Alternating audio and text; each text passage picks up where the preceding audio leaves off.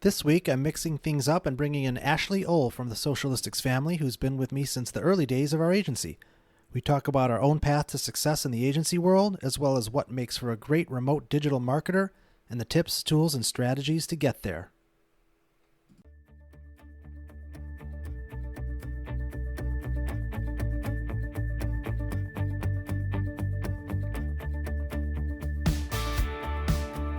Hello, and welcome to another episode of the Socialistics podcast, Social Media Agency Stories. I am Jason Yormark, and thank you for listening. I'm excited about our episode today. I always intended to pull in members of my team on occasion so that I'm not the one always talking about stuff. So today I've got one of my favorite people in the world.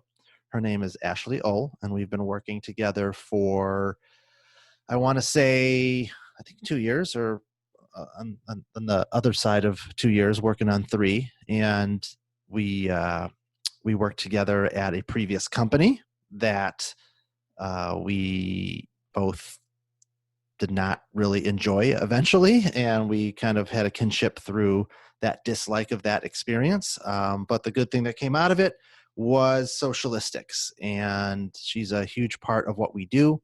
And I'm excited to welcome Ashley Ohl to the show. Welcome to the show, Ashley. Hi, everybody. Awesome. So why don't we just start by you telling people who you are, what you've done, and what you do. Hi, everybody. Ashley Ohl, and I am a senior account manager at Socialistics. As Jason said, we worked at a previous company together, and we learned a lot. And the best thing that came out of that company was Jason and I meeting and the rebirth of Socialistics.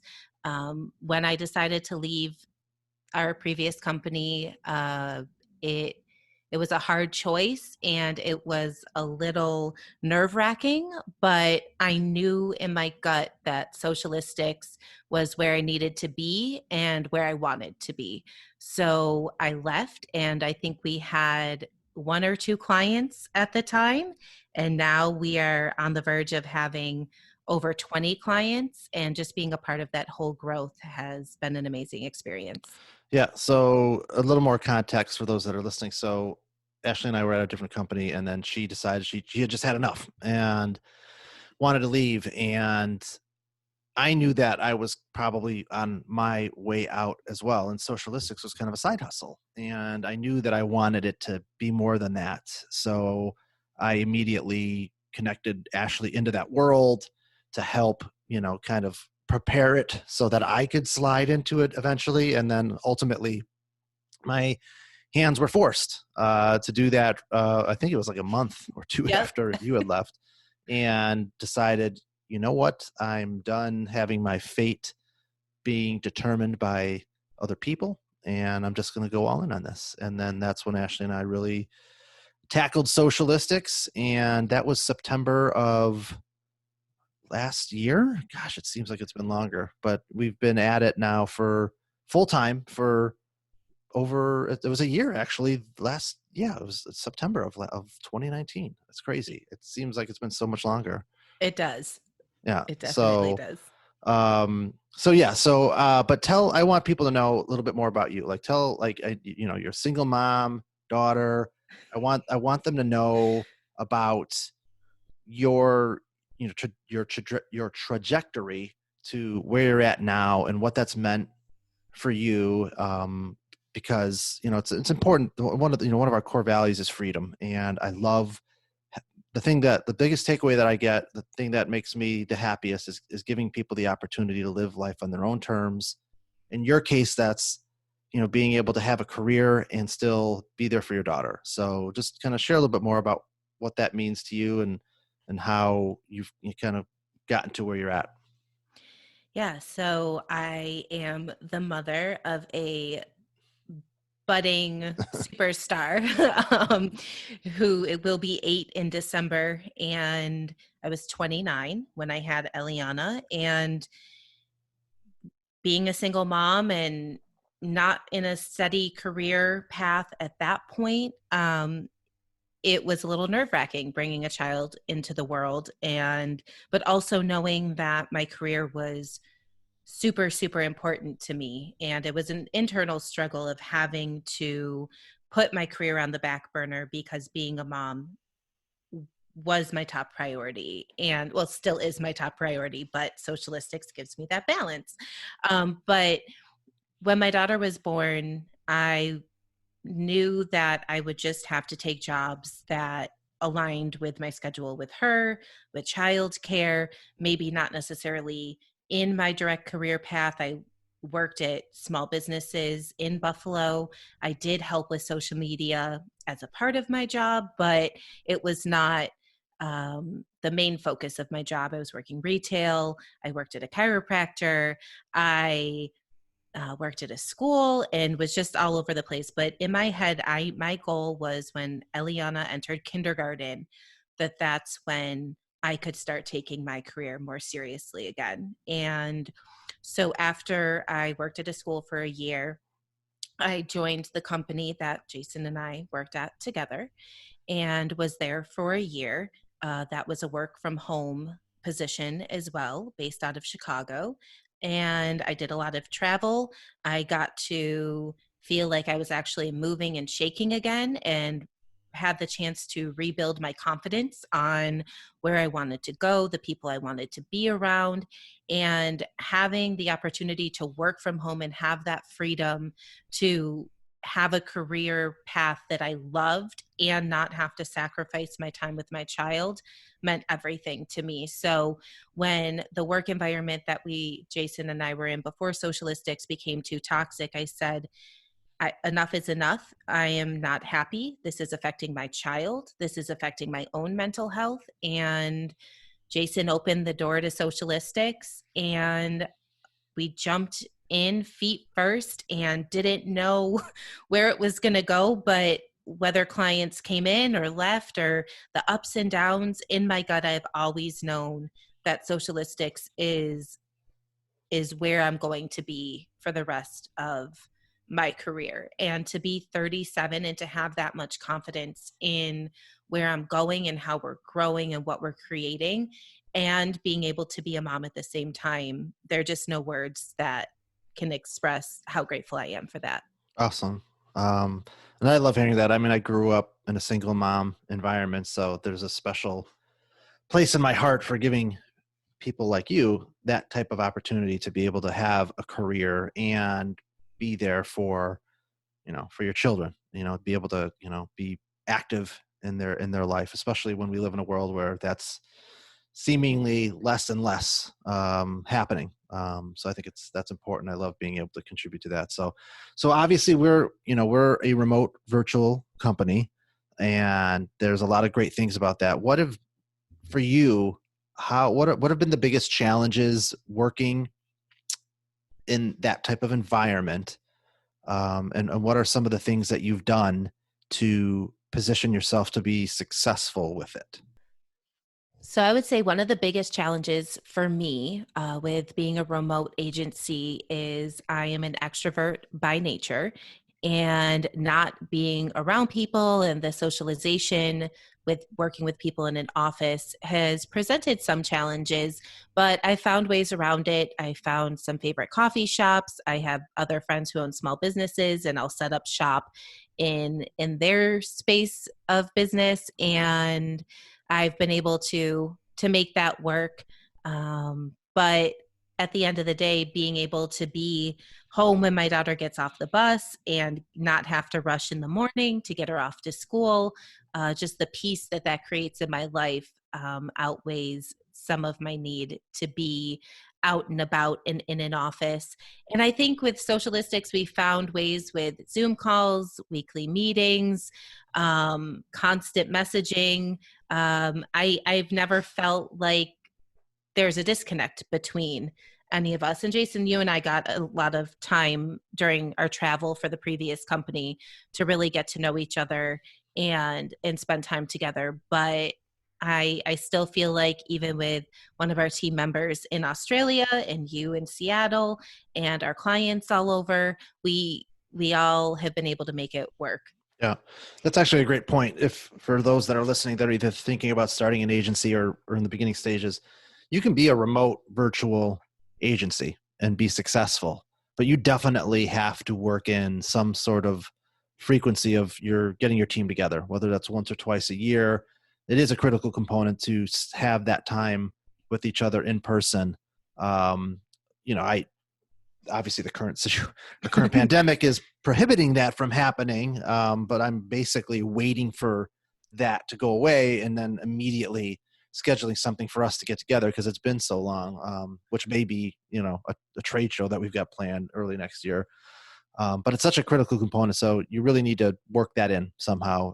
If you really want to run a successful remote agency, you still have to have that FaceTime with people because it's really the way to build a really strong foundation. And, perfect example, like Joanna on our team, who we had hired, and I had met her, and in the beginning, it was fine, but it wasn't until we got together in Vegas for that trade show Right. that from that point on, like everything took off in terms of our chemistry, our professional chemistry, because we had a couple days together to hang out and just get to know each other. And ever since then, we're like all peas in a pod. And so it's so important to have that time together to kind of position yourself to have that. Yeah, it really is. And it's crazy to think that we were literally in Vegas like 3 weeks before the world Yeah, that's true. shut down. You gotta squeeze it in. um, but again, that FaceTime and that together time really gelled us as the leadership team, and just things have just been onward and upward Yeah. since then. So your role has obviously evolved over time as we've grown. But at the end of the day, we are in the service business and we are about taking care of clients, not only through results, but treating them well. What are some of the biggest things that come top of mind to you in terms of what has helped you be successful with client relationships? Like what are the top two or three things that you do that you feel are absolutely critical to having successful relationships with our clients? I think number one of our biggest things that sets us apart from other agencies is just our desire to help and be there and connect with our clients. And we do take the time to get to know them in our onboarding process with our check-ins, and in our response times are amazing. I hate to see if I get an email and I'm, more than 15 minutes past when they sent it, if I haven't responded. Internally, I have that drive to be there when they call, when they need me. And only in a very few, I could probably count on one hand the amount of times that there have been where a client has waited longer than a half hour Mm-hmm. before they have heard back from me. And I know from the beginning that response time just builds that relationship and that trust. And I think that we really do take the time to get to know them on the human level. I mean, our tagline is "What's your story?" And we take that time with it's our intake form, our onboarding meetings, to really get to understand not only the brand, but the people running it. Yeah. And they feel that natural connection with us because we're taking the time to get to know them on that level, and treat every client like they're our only client. Everybody feels like they're getting VIP treatment. And even if we have different price ranges of clients that we're working with our monthly retainers, everybody gets the same service, everybody gets the same response times, and everybody feels like they're just as important as the next client. Yeah. You said something there that I think is interesting, around inside you, like when you get an email from a client, that sense of urgency of like, I need to get back to them quickly. And again, this is another one of those things I want to highlight for startup agencies or people getting into it. I'm not convinced that that's something you can teach people. Like I always say, when it comes to hiring, you always want to focus on the things that inherently a person is, that they don't need to be trained on. Like, you could teach somebody how to use a platform, or you can teach somebody, skills, but inherently someone is either wired that way or not. And I think this is one of those things, because I'm the same way. Like, if I get an email, almost to a fault, um, if I get any, especially if it's from a client, like if I feel like I have to respond to them immediately, like that is just wired in me, even if I don't have the answer, or I have to, figure some things out before I address whatever it is that they're sending me. At least I'll send them an email saying, "Hey, I'm on it." I'm like, I am programmed that way to the core. And I know that you are, I know that Joanna, like, I think that when you're looking for people, that's something that you kind of want to assess. You want to, like, when you're interviewing people to work with you at the agency, like, you got to kind of unravel and see if people are wired that way, because I think it's such a critical component to running a successful agency, is that responsiveness. And I always tell you guys that, when you talk about a client satisfaction, it's results and it's how we treat them, right? Mm-hmm. So sometimes, the results can ebb and flow, and you can survive those downturns if you treat them really well, and if they really like you a lot. Like, that can go a long way. It really can. And I think it goes along with my next point as well, being wired in a certain way. And I find this with you and Joanna as well, is we all believe so passionately in socialistics, and that desire, for example, yesterday I had a 12-hour day and was on meetings for 5 hours straight, while also balancing, my meetings were from 4 p.m. to 9 p.m. and had to get dinner made and bedtime ready. But not one moment during those calls did I feel like I hated my job, or I was stressed or annoyed. And it's something a lot of people in my world and my age don't understand. It's that entrepreneurial spirit and that drive of, I am building something that I love right now, and I don't care if it means that I'm working 12, 18-hour days. It doesn't matter, because I'm happy. I sleep well at night. I love what I do, and I will do anything to continue to ensure the success in what we're building. Yeah, no, and it's always been important to me, especially for the people that have been there since day one, that they have a sense of ownership, and not only what they do and how they do it, but working towards bigger and better things, career opportunities, being able to do work that challenges you, that you're passionate about. It's definitely an exciting environment to be in. And it's you just have to, as an agency, you gotta hire great people and get out of their way, let them do what they do. People are going to make mistakes, but as long as you fail forward and learn from that, you want to give people the opportunity to kind of grow and try new things. And that's been a big part of why we've been able to be as great as we are. I mean, we've reached a point now where I don't have to worry about the work. I just have to worry about running the agency and getting new clients, and that's a powerful place to be. That's really when an agency can take off, when you're surrounded by people that you trust and are going to take care of things. So that certainly makes me happy and makes me sleep at night, which was not always the case. So what are some other things that, like, when you think about whether it's technology that you use or process, how have you evolved in being able to do your work more efficiently or more successfully? What are some of the things that you've learned over the past year that that stands out? Yeah, well, I have had the experience, as we're trying to figure out what worked best for us, to try different platforms. We switched our scheduling platform. I think we're on time number 4 now, but Yeah. that's okay. But we learned things and we saw things that we liked in different platforms, and what helped us work more efficiently, what held us back, what was good for the client. And so this last platform we worked with, Planable, was really great up into a point, but excited for our next move into Sprout Social. I think we can deliver more efficiently to our clients with that. But just confidence was a big thing. I've grown a lot personally over this last year. And I think in the beginning, I overthought a lot. I wasn't confident in the work that I was doing.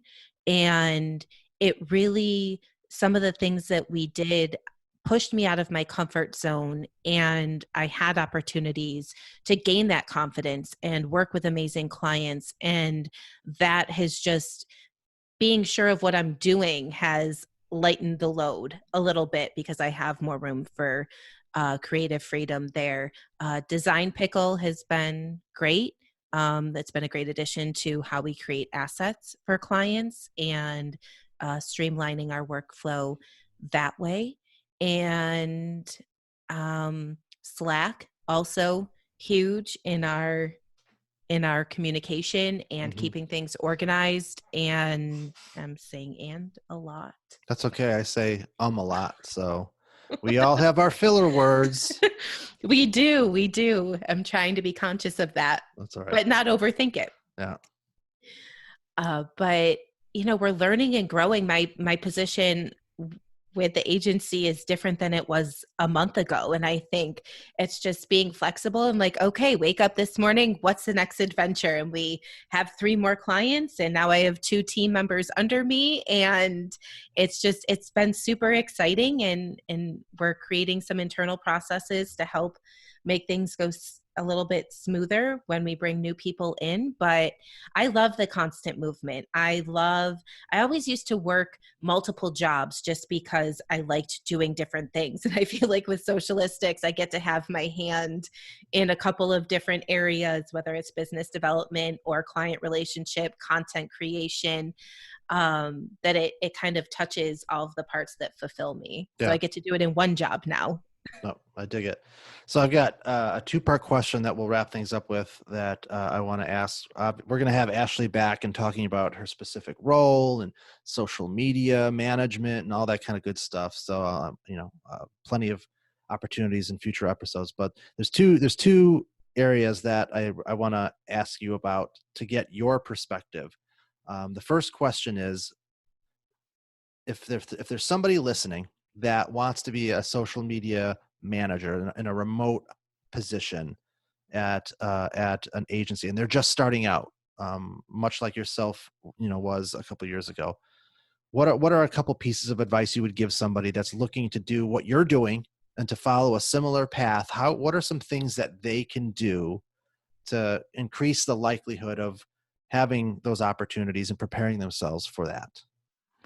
Sure. And so my biggest thing is remote work is not for everybody. You do have to have a certain level of discipline, self-drive, motivation.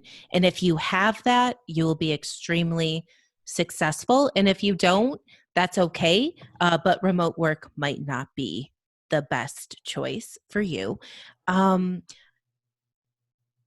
I would, if you know in your gut that that's what you want to do, I stay on top of social media trends, read as much as you can, listen to podcasts like ours, and other agencies out there, and really have your finger on the pulse of what is happening right now. So when you do get clients and work that you need to do, you can feel confident in the work that you're going to deliver to them.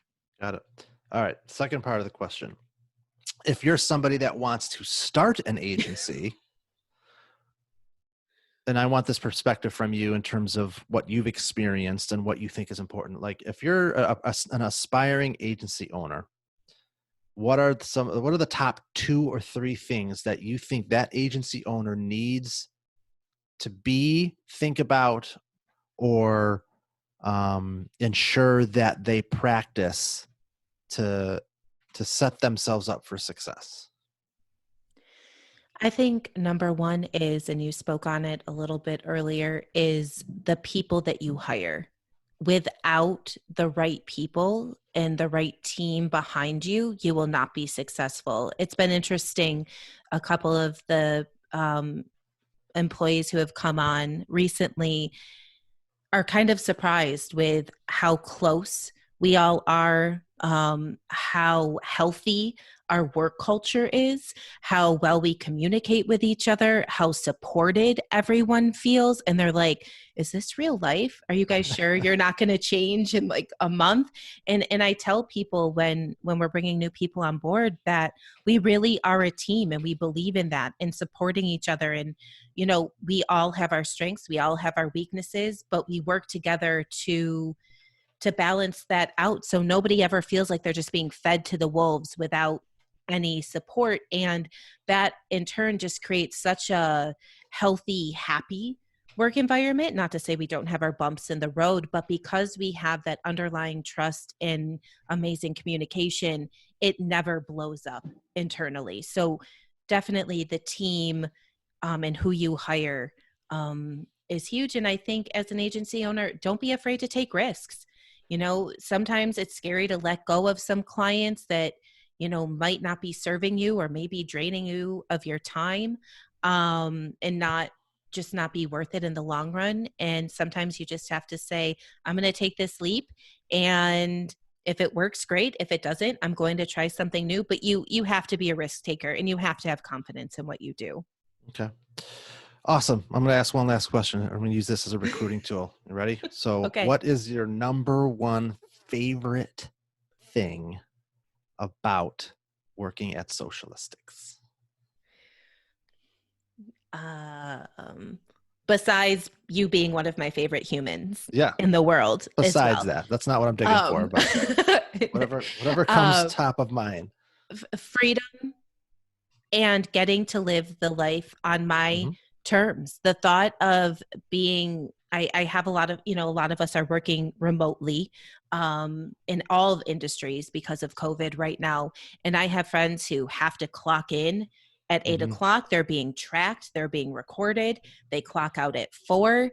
And even though I can't go very many places right now, just the mental freedom of knowing that I don't have to clock in and out. People aren't watching me. I can go make lunch without stressing. I can go pick up my daughter without stressing. I can take a couple of days off without stressing. That freedom just, it means everything. Yep.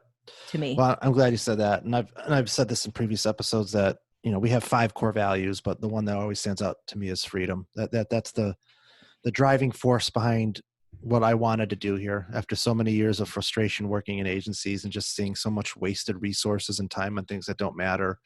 There's just nothing more powerful than being able to live life on your own terms. And I think an aspiring agency owner, or if you're an agency owner, like that is the most powerful thing you can put in place. It's bigger than salary. It's bigger than monetary or financial benefits. You find the people that want to live a life of freedom, and that can be one of the most powerful things in the world in growing a successful agency, because it's a benefit that you can give that doesn't cost your agency anything, as long as you hire people that are, like you had mentioned before, are wired to be successful in a remote environment. That can go such a tremendously long way in keeping people and having your retention up, because having to replace people is super expensive. And we've been lucky to not have to worry about that. So awesome.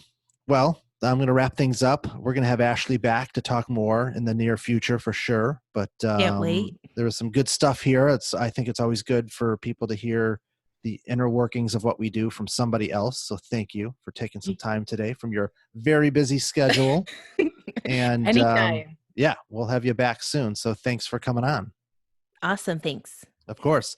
That will do it for this week's episode of Socialistics. Remember to rate, leave a review, like, share, all that good stuff. It helps us get this in front of as many people to help folks that run agencies or work at agencies. So remember to find us at socialistics.com. Thank you for listening. We'll see you next week.